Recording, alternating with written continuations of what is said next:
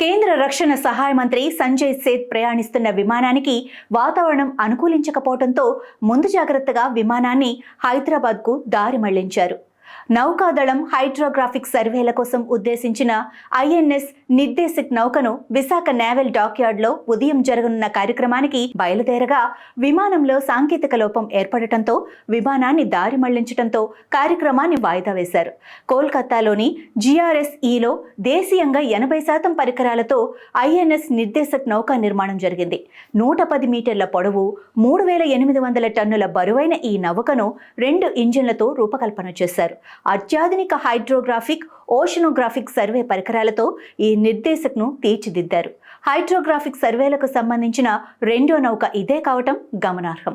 గతంలో 32 ఏళ్ల పాటు భారత నౌకాదళంలో సేవలందించి 2014లో వీడ్కోలు తీసుకున్న నిర్దేశక్ స్థానంలో ఈ కొత్త నౌక రూపుదిద్దుకుంది.